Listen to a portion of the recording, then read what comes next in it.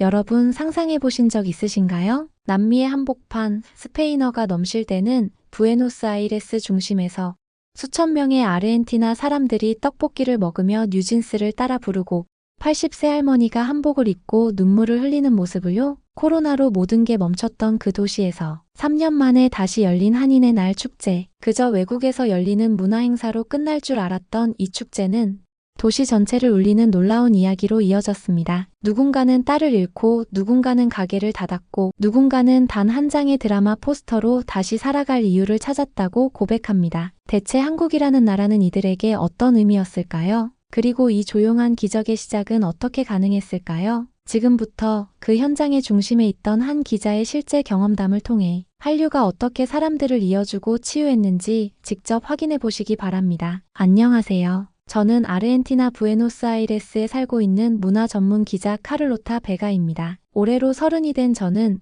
지금 이 순간까지도 믿기 어려운 장면을 두 눈으로 보고 말았습니다. 이 글을 읽는 여러분께 제 이야기를 꼭 들려드리고 싶습니다. 단순히 외국 문화축제를 다녀왔다는 얘기가 아닙니다. 이건 제 인생을 바꿔놓은, 그리고 어쩌면 부에노스아이레스라는 이 도시 전체의 분위기를 뒤바꿔 놓을지도 모를 그런 기적에 관한 이야기입니다. 먼저 상상해 보시겠어요? 남미의 땅 끝 도시, 이국적인 스페인어가 흐르는 아르헨티나의 수도, 그 한복판에서 울려 퍼지는 한국의 아이돌 음악, K-팝 댄서들이 칼군무를 선보이고 한국의 전통 한복을 입은 사람들이 거리를 누비며 김치와 떡볶이를 나눠 먹는 모습, 누가 그랬겠습니까? 한류의 물결이 이토록 깊고 넓게 이 먼 대륙의 중심까지 도달할 수 있으리라고는요. 오벨리스크 광장, 부에노스아이레스의 심장부라 불리는 상징적인 장소에서 한인의 날 축제가 다시 열린다는 소식이 들려왔습니다. 코로나19로 인해 3년 동안 중단되었던 바로 그 행사였어요. 처음엔 솔직히 의심스러웠습니다. 사람들이 과연 모일까?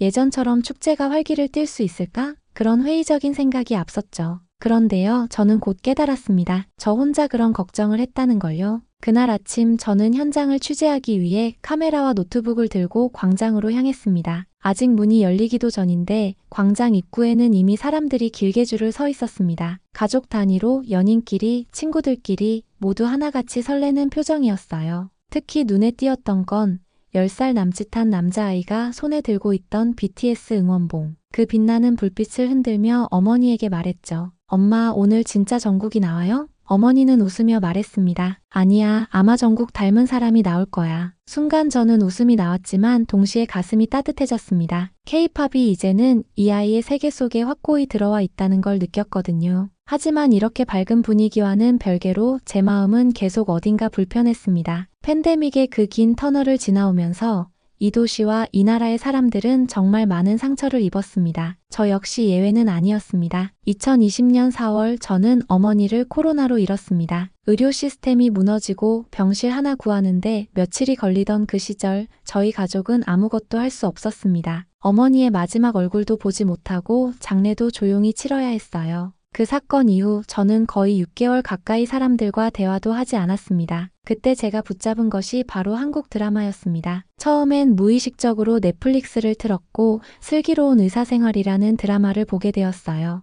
따뜻한 대사 하나, 서로의 아픔을 보듬는 장면 하나하나가 저의 깊은 상처를 어루만져 주었습니다. 그 후로 저는 사랑의 불시착, 미스터 션샤인, 이태원 클라스, 도깨비 등 수많은 한국 드라마를 섭렵했고 어느새 스스로 한국어를 조금씩 배워가고 있었어요. 마치 한국이라는 나라가 제게 말을 걸어준 것처럼 느껴졌습니다. 그래서였을까요? 이번 한인의 날 축제 취재 제안을 받았을 때 저는 망설이지 않았습니다. 예, 당연히 가야죠. 그리고 취재를 넘어서서 제 마음을 담아 기록해보고 싶어요. 그렇게 저는 광장의 한가운데 그 감동의 시작점에 섰던 것입니다. 무대 옆에 서 있던 여성 한 분이 제게 먼저 말을 걸었습니다. 한복을 입고 있었고 유창한 스페인어로 기자분이세요?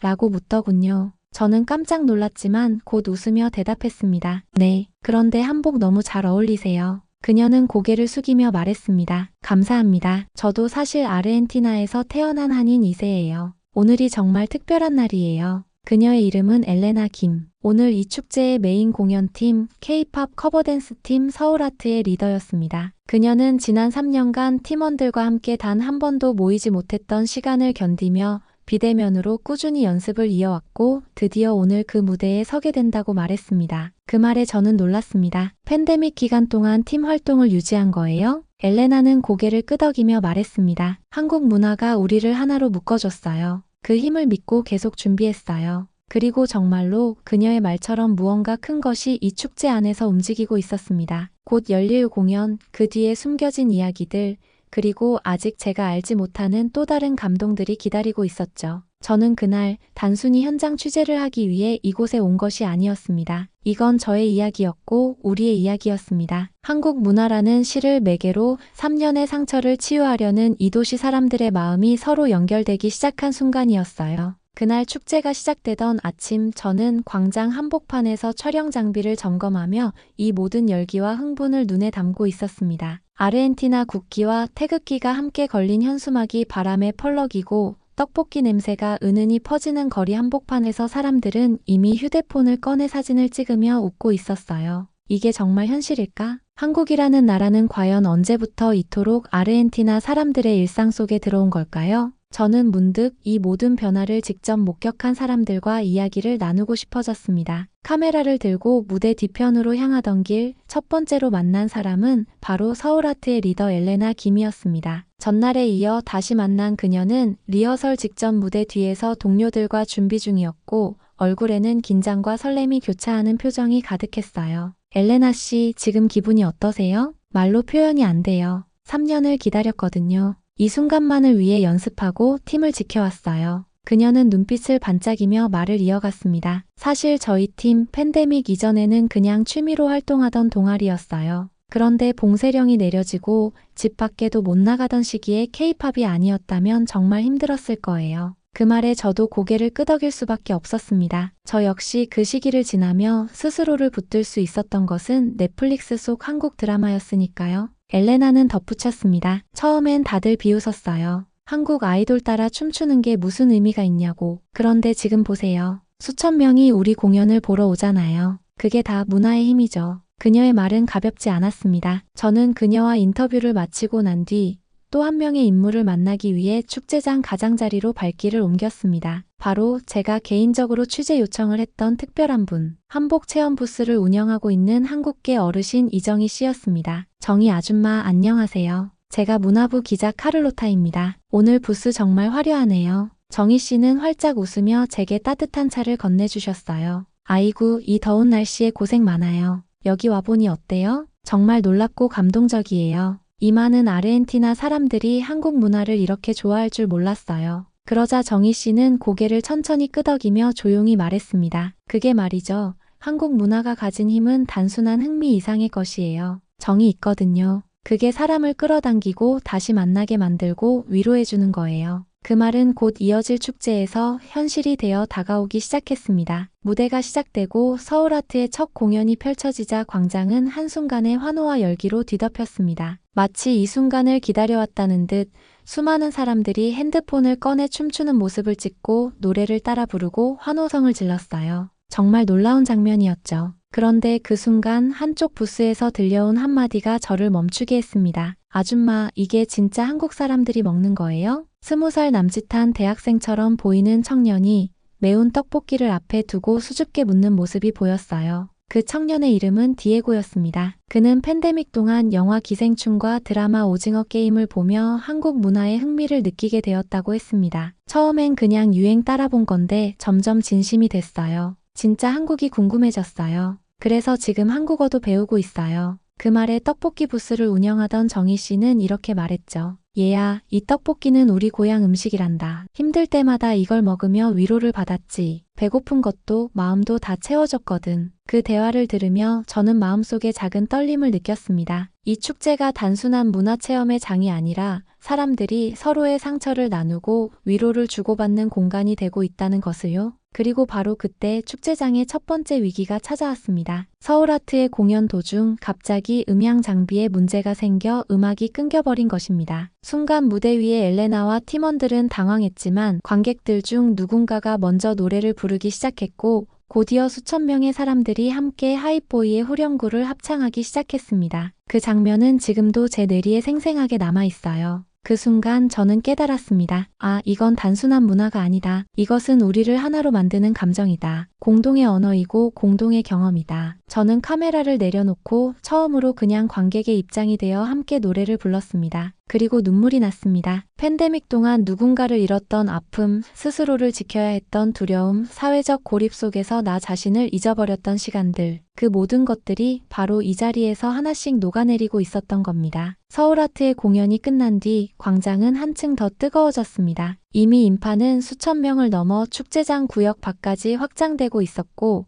SNS에는 실시간으로 해시태그 코레안데이 부에노스아이레스가 넘쳐났습니다. 하지만 그 뜨거운 열기 속에서도 저는 잊지 못할 한 장면을 마주하게 되었습니다. 그것은 단지 공연이 아니라 사람과 사람 사이의 진심 어린 교류와 감정이 터져나온 순간이었어요. 한복 체험 부스 옆 80세 노모와 손녀가 함께 사진을 찍고 있었습니다. 할머니는 어색하면서도 환한 미소를 지으며 분홍빛 저고리를 입고 있었고 손녀는 할머니 공주 같아 라고 말하며 손뼉을 쳤죠. 그 모습을 촬영하던 제 곁으로 갑자기 어떤 중년 여성이 다가와 눈물을 흘리기 시작했습니다. 괜찮으세요? 제가 조심스럽게 물었습니다. 그녀는 손수건으로 얼굴을 닦으며 말했어요. 죄송해요. 저 이 모습이 너무 낯설고 또 너무 익숙해서요. 그녀의 이름은 라우라 리베로스 55세의 간병인이었습니다. 그녀는 저에게 조용히 이야기를 들려주었습니다. 팬데믹이 막 시작되던 2020년 봄, 그녀는 단 하나뿐인 딸 소피아를 잃었습니다. 딸은 20살, 어린 나이에 코로나에 감염되었고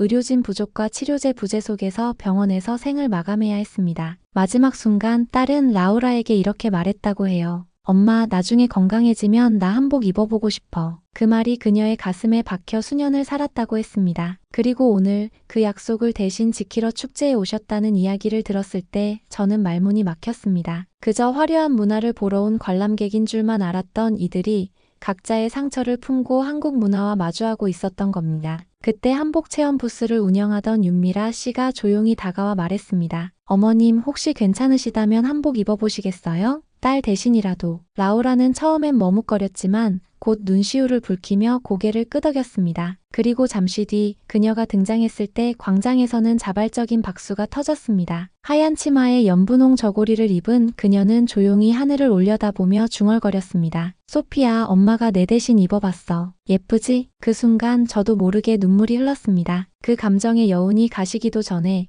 또 다른 이야기가 저를 기다리고 있었습니다. 이번엔 음식 부스 쪽에서였습니다. 김밥과 떡볶이, 김치 부스 앞에는 여전히 긴 줄이 이어지고 있었고 그 사이에서 한 청년이 조용히 떡볶이를 먹고 있었습니다. 그는 바로 디에고, 아까 제가 인터뷰했던 그 대학생이었어요. 하지만 이번엔 그의 표정이 달랐습니다. 어딘가 슬퍼 보이는 얼굴로 떡볶이를 바라보던 그는 이정희 아줌마에게 조용히 속삭이듯 말했습니다. 저 사실 3년 전에 아버지를 잃었어요. 코로나 때문이에요. 그때 너무 힘들어서 거의 자살까지 생각했어요. 정희 씨는 조용히 그의 어깨를 감싸 안으며 말했어요. 얘야, 나도 그랬단다. 고국에 있는 동생이랑 3년 동안 연락도 못하고 돌아가셨는데 장례도 못 가봤어. 두 사람은 말없이 떡볶이를 나누어 먹었고 저는 그 앞에서 카메라를 들지 못했습니다. 그건 기사거리 이전에 치유의 시간이었기 때문입니다. 한국 음식이라는 매개가 서로의 상처를 덮어주는 담요처럼 느껴졌습니다. 그때 문득 저는 지난 3년의 제 삶을 떠올렸습니다. 어머니를 떠나보내고도 아무에게도 말하지 못했던 이야기, 도망치듯 혼자 지냈던 그 많은 밤들, 그리고 화면 속 한국 드라마의 따뜻한 대사들이 제 마음을 어떻게 살려냈는지. 정말 한국은 저를 살려낸 나라였습니다. 그리고 그날 또 하나의 반전이 있었습니다. 관객석에서 갑자기 무대로 올라온 한노 신사가 있었어요. 당황한 사회자가 마이크를 건넸고 그는 자신을 미겔 로사라고 소개했습니다. 저는 이 지역에서 30년째 구두방을 운영하고 있는 사람입니다. 팬데믹 때 문을 닫고 거의 모든 걸 잃었습니다. 그는 말을 잇기 어려울 정도로 떨리는 목소리로 계속했습니다. 그때 제 아들이 한국 드라마를 보여줬어요. 미스터 션샤인이었어요.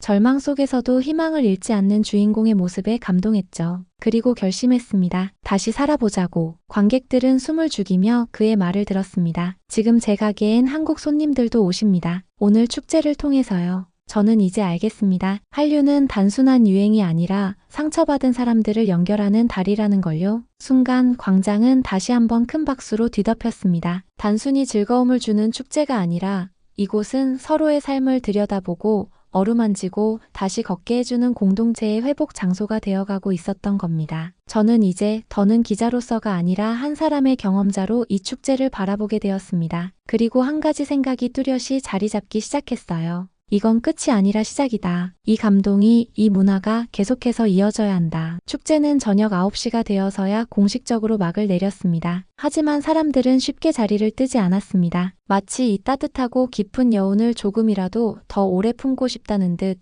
광장 곳곳에서는 여전히 작은 모임들이 이어지고 있었고 서로의 손을 잡고 웃는 사람들이 있었습니다. 저 역시 그들 중 한 명이 되어 있었습니다. 더 이상은 카메라를 들고 기록만 하는 기자가 아니었습니다. 저는 그들의 이야기에 함께 눈물 흘리고 웃으며 그 감정을 온몸으로 체험한 참여자가 되어 있었습니다. 공연이 끝난 뒤 엘레나 김과 그녀의 댄스팀 서울아트는 마지막 단체 사진을 찍고 있었습니다. 엘레나 씨 축하해요. 정말 멋졌어요. 제가 말하자 그녀는 환하게 웃으며 손을 흔들었습니다. 카를로타 기자님, 오늘이 우리 인생에서 최고의 날이에요. 아마 이걸로 끝이 아닐 거예요. 이제 시작이에요. 그리고 그녀의 말은 현실이 되었습니다. 며칠 뒤 아르헨티나 현지 방송국에서 서울아트팀의 정규 프로그램 출연 제안을 했고 루시아나와 소피아를 포함한 멤버들은 지역 문화센터에서 정식 K-팝 클래스를 개설하게 되었습니다. 그들은 이제 단순한 팬이 아니라 한류를 이끄는 현지의 중심이 되어가고 있었던 것이죠. 한복 체험 부스를 운영하던 윤미라 씨는 축제 당일 라우라 리베로스에게 특별한 선물을 건넸습니다. 라우라 씨, 이거 받아주세요. 따님을 위한 거예요. 그녀의 손에는 작은 보자기에 쌓인 전통 한복 인형이 들려 있었습니다. 라우라는 그 인형을 꼭 끌어안으며 눈물을 흘렸습니다. 오늘 제 딸과의 약속을 지킬 수 있었어요. 진심으로 감사해요. 디에고 역시 축제를 계기로 큰 변화를 맞이하게 되었습니다. 그는 음식 부스를 정리하던 이정희 아줌마에게 조심스럽게 물었습니다. 아줌마, 혹시 김치 담그는 법 알려주실 수 있나요? 이정희 씨는 웃으며 말했죠. 물론이지. 다음 주에 우리 집으로 놀러 오렴. 김치도 같이 담고 우리 옛날 이야기들도 해보자. 그리고 가장 놀라운 변화는 호세 미겔 씨에게서 시작되었습니다. 그는 축제 다음 날 직접 전화해 왔습니다. 혹시 제 구두방 옆에 있는 작은 공간에서 한국 음식 팔아보실래요? 이정희 씨와 박미영 씨는 처음엔 망설였지만 곧 마음을 열었습니다. 호세 씨, 우리 김치와 떡볶이 진심 담아서 해볼게요. 그리고 그렇게 한복판 구두방 옆에 작은 한국 분식집이 생겨났습니다. 처음엔 몇 명의 손님뿐이었지만 점차 입소문이 퍼져 현지인들과 한인들이 함께 찾는 인기 가게로 자리 잡았습니다. 어떤 손님은 김밥을 먹으며 이건 그냥 음식이 아니라 포옹 같아요 라고 말하기도 했죠. 저는 그 변화들을 지켜보며 마음속으로 확신했습니다. 한류는 트렌드가 아니야. 사람을 살리는 문화야. 그리고 국경을 넘어선 감정의 언어야. 일주일 후 저는 신문사에 최종 기사를 넘기며 마지막 문장을 이렇게 적었습니다. 이날 부에노스아이레스에 부는 한류의 바람은 단순한 문화를 넘어